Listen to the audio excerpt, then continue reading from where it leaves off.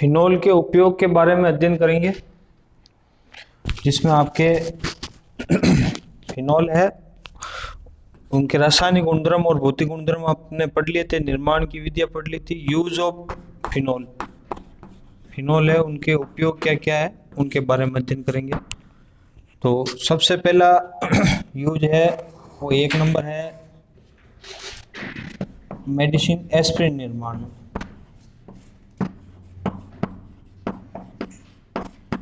Aspirin के निर्माण में, एस्पिरिन का निर्माण जो फिनोल है उसकी अभिक्रिया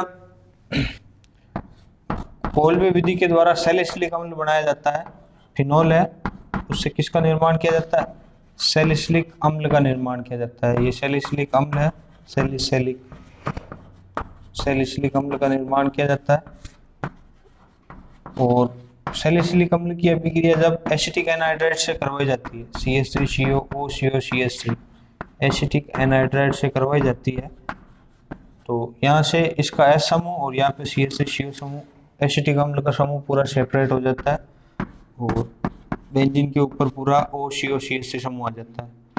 OCOCH3 समूह है वो आ जाता है और इधर क्या आ जाता है? COS समूह। 2-एसिटॉक्सी बेंजोइक अम्ल, 2-एसिटॉक्सी बेंजोइक अम्ल, 2-एसिटॉक्सी बेंजोइक अम्ल, इसको क्या कहते हैं? 2-एसिटॉक्सी बेंजोइक अम्ल को सरदर्द की दवा है ये, एस्पिरिन का निर्माण हो गया। सरदर्द की दवा किसका निर्माण हो गया? एस्पिरिन का निर्माण हो गया। तो सैलिसिलिक अम्ल की अभिक्रिया एसिटिक एनहाइड्राइड से करवाने पर सरदर्द की दवा एस्पिरिन का निर्माण होता है। अब एस्पिरिन का सूत्र आपको पूछेंगे, निर्माण की विधि पूछेंगे, एक तो ये प्रश्न बना। दूसरा कि एस्पिरिन को भूखे पेट नहीं लेना चाहिए, भूखे पेट है वो चिकित्सक इसको लेने की सलाह नहीं देता। क्यों? क्योंकि आमाशय में ऑलरेडी अम्ल होता है। आमाशय में क्या होता है? अम्ल होता है HCl, और आमाशय में अम्लीय माध्यम होता है। और आप यदि एस्पिरिन लोगे तो एस्पिरिन में भी अम्ल है, एस्पिरिन में भी क्या है? अम्ल है। तो अम्ल और अम्ल मिलकर के आमाशय की जो दीवार है उनमें घाव उत्पन्न कर देगा, जिसे कहते हैं वर्न अल्सर। आमाशय में घाव उत्पन्न कर देगा, अल्सर उत्पन्न हो जाएगा। इससे बचने के लिए जो चिकित्सक है वो एस्पिरिन को भूखे पेट उपयोग लेने की सलाह नहीं देते हैं। इसी प्रकार जो हृदय रोग के लिए चिकित्सक एस्पिरिन के उपयोग की सलाह देते हैं। क्यों? हृदय रोग के लिए, हार्ट डिजीज के लिए।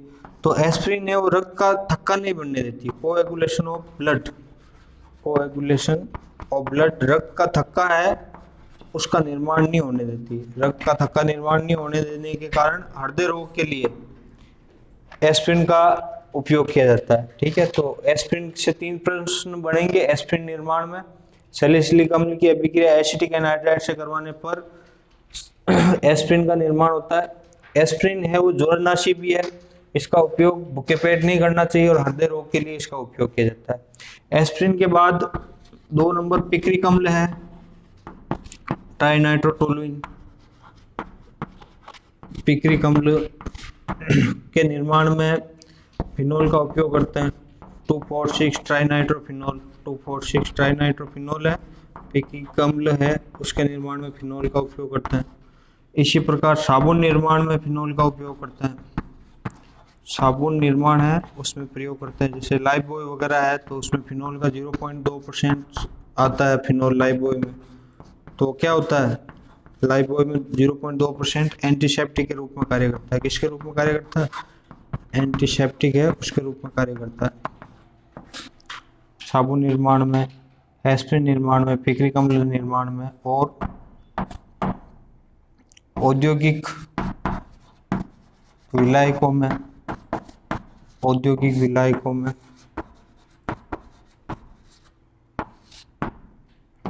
रंजक के रूप में सूचक फिनोप्लिन निर्माण में, सूचक किसके? फिनोप्लिन है उसके निर्माण में भी किसका उपयोग करते हैं? सूचक फिनोप्लिन के निर्माण में भी फिनोल का उपयोग करता है। फिनोप्लिन का निर्माण किया था मैंने और आपके बहुलक वाले पार्ट में वापस ये फिनोप्लिन आएगा सूचक फिनोप्लिन के निर्माण में। एल्कोहल फिनोल के बाद अगला आता है ईथर। आपके सिलेबस में इसका सामान्य जो सूत्र होता है, सामान्य सूत्र होता है CnH2n 2+2.O। ये एल्कोहल का क्रियात्मक समूह समायु है। एल्कोहल है, उसका फंक्शनल ग्रुप आइसोमर है। क्रियात्मक समूह समायु, फंक्शनल ग्रुप आइसोमर है। ग्रुप आइसोमर मतलब अणुसूत्र समान और क्रियात्मक समूह एक दूसरे के भिन्न भिन्न हो तो एक दूसरे के क्रियात्मक समूह समायु कहलाते हैं। अब जिनका जो सूत्र होता है, सामान्य सूत्र होता है, वो होता है R। यदि ऑक्सीजन समूह दोनों तरफ एल्किल समूह के साथ जुड़ी हुई हो तो ऐसे क्रियात्मक समूह को ईथर कहते हैं। और एल्कोहल में होता है ROH। जैसे n बराबर 2 रखने पर सूत्र क्या आया, C2H6O। C2H6O आएगा तो उससे दो यौगिक बनेंगे। एक तो बनेगा, यदि ऑक्सीजन है दोनों तरफ कार्बन है तो ईथर बनेगा, और CH3CH2OH है तो अल्कोहल बनेगा। CH3CH2OH है तो क्या बनेगा, अल्कोहल, AlCHOL अल्कोहल। और ये क्या बनेगा, ईथर, CH3OCH3, और ये बन गया अल्कोहल। अब ईथर में होता है वो ऑक्सीजन परमाणु आपके sp3 संकरित होता है। कौन से संकरण में होता है, sp3 संकरित होता है। कार्बन परमाणु sp3 संकरित होता है, और इसमें जो बंध कोण का मान है वो 109 डिग्री 28 मिनट से बढ़कर 110 डिग्री हो जाता है। C2H5O C2H5 का अध्ययन करेंगे, C2H5O C2H5 की संरचना का अध्ययन करेंगे तो ऑक्सीजन के ऊपर ईथर की संरचना है। ईथर की संरचना आ जाए आपके 2 नंबर में, तो ईथर में ऑक्सीजन जो कार्बन परमाणु होता है sp3 संकरित होता है, और ऑक्सीजन परमाणु के ऊपर 2 जोड़ी लोन पेयर होते हैं।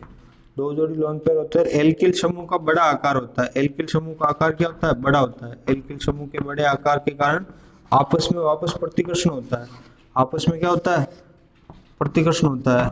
तो इनके कारण बॉन्ड एंगल है वो प्रतिकर्षण के कारण बढ़ जाता है, और 109 डिग्री 28 मिनट से बढ़कर कितना हो गया, 110 डिग्री हो जाता है। तो ये प्रश्न पूछा गया, डाइएथिल ईथर में बंध कोण का मान 109 डिग्री 28 मिनट होना चाहिए, sp3 संकरण है, पर बंध कोण का मान 110 डिग्री हो जाता है। क्यों, क्योंकि इसमें एल्किल समूह में परस्पर क्या होता है, प्रतिकर्षण होता है।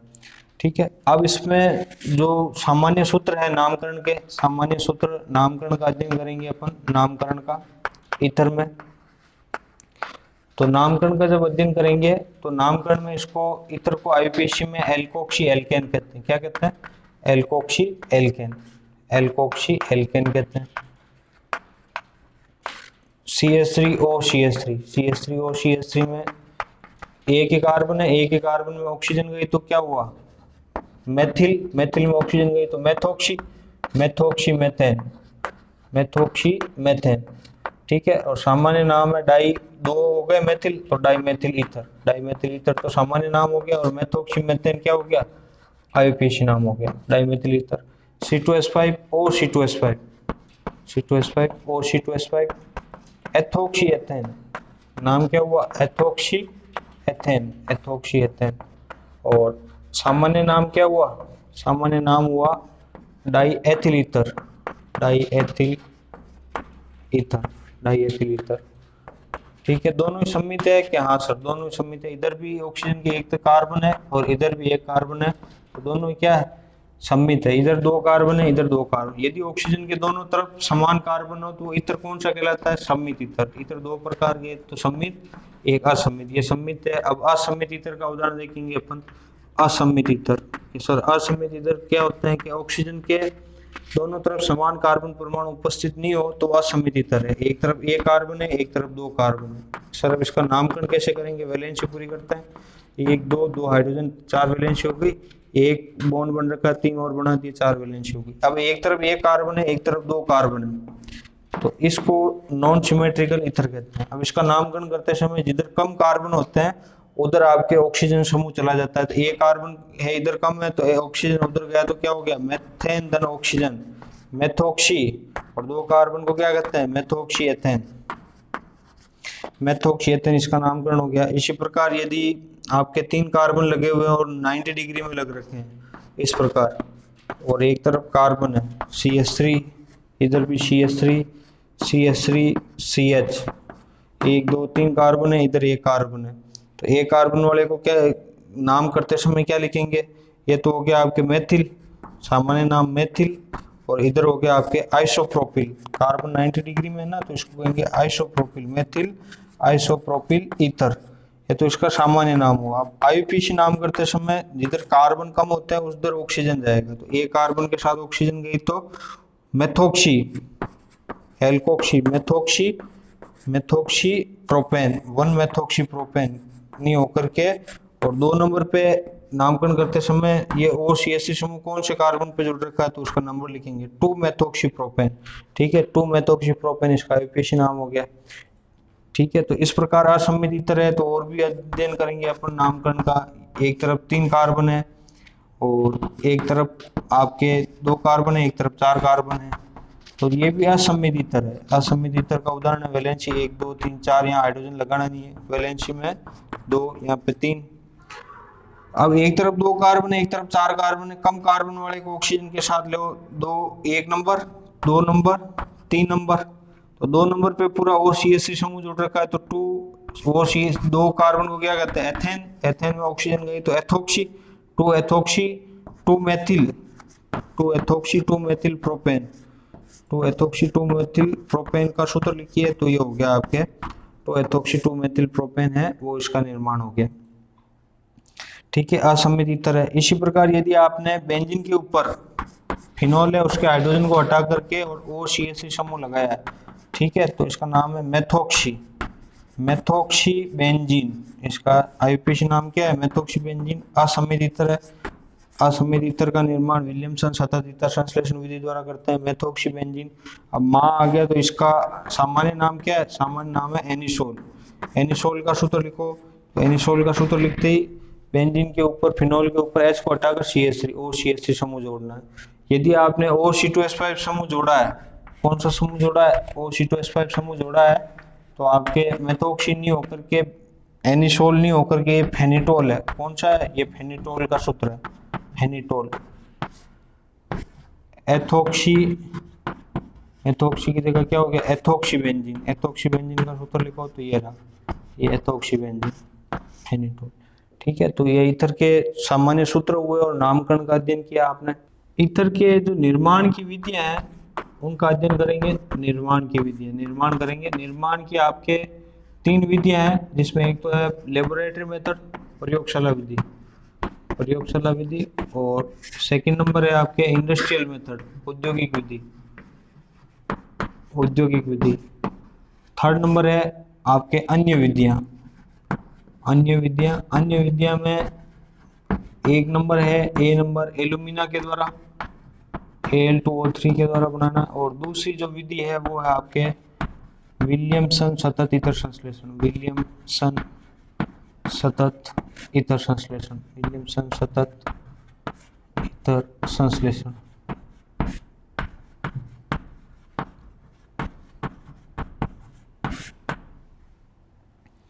प्रयोगशाला में जो ईथर के निर्माण की विधि है तो उसमें क्या होता है कि गोलपेंदी का प्लास लेते हैं, गोलपेंदी के प्लास में 2:1 में, 2 अनुपात में एथेनॉल और 1 अनुपात में H2SO4, 2:1 में इसको गर्म किया जाता है गोलपेंदी के प्लास में,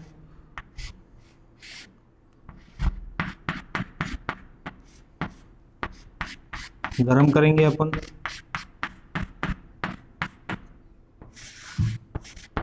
और इसको स्टैंड लगा करके और व्यवस्थित किया जाता है। अब इसमें एक बिंदुपाती कीप लगा रहता है, बिंदुपाती कीप की सहायता से एथेनॉल होता है उसको ड्रॉप बाय ड्रॉप, पहले से जो बना हुआ है एथेनॉल उसको ड्रॉप बाय ड्रॉप, बूंद बूंद करके, बिंदुपाती कीप का मतलब यही है कि बूंद बूंद करके आपको इसमें गिराना होता है, ड्रॉप बाय ड्रॉप, किसको, एथेनॉल को, C2H5OH। इससे जो वेपर बनेगी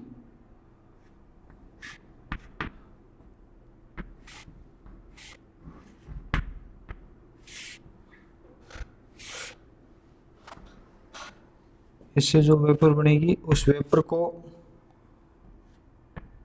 संघनित्र की सहायता से ठंडा करना है।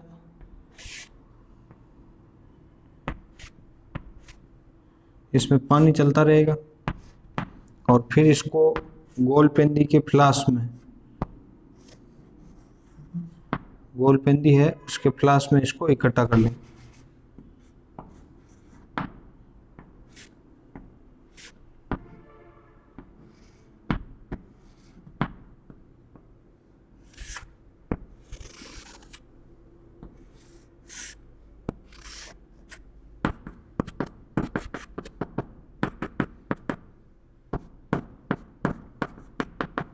ये चारों तरफ क्या है, जल है, संघनित्र है।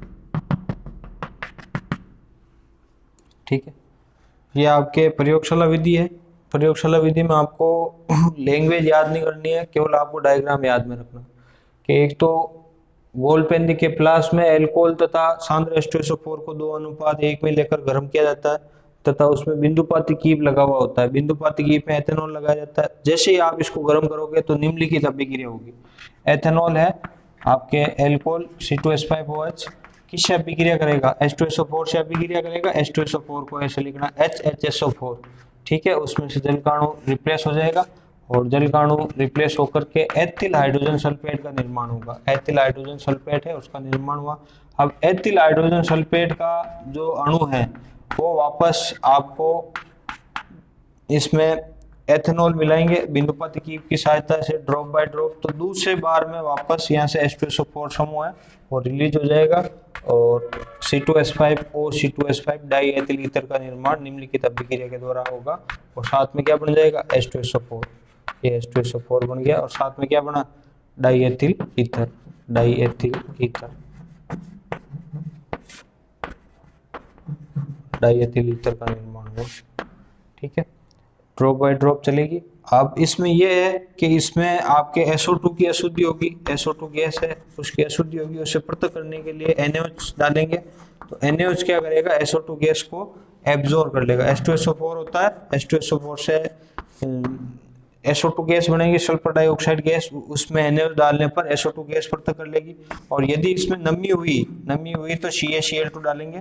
तो CaCl2 क्या करेगा कि इसको नमी को एब्जॉर्ब कर लेगा। तो शुद्ध आपके डाई एथिल ईथर है वो शुद्ध अवस्था में आपको प्राप्त हो जाएगा।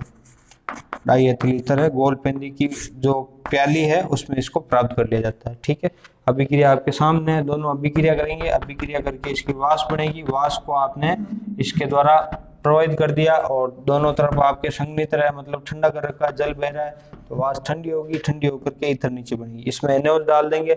NaOH है वो SO2 गैस को पृथक कर देगा, अवशोषित कर लेगा तथा निर्जल Cl2 के पास ले जाने पर नमी है वो अवशोषित हो जाएगी और इस प्रकार डाई एथिल ईथर का निर्माण हो जाएगा। ठीक है, तो इस अभिक्रिया में H2SO4 को निरंतर पृथक करते रहना चाहिए। और एथेनॉल है तो एथेनॉल का भी निर्माण, एथेनॉल है तो उसमें क्या होता है कि H2SO4 की कंसंट्रेशन चेंज होती रहती है जल मिलने के कारण, इसलिए H2SO4 है उसको नया प्रयोग किया जाता है।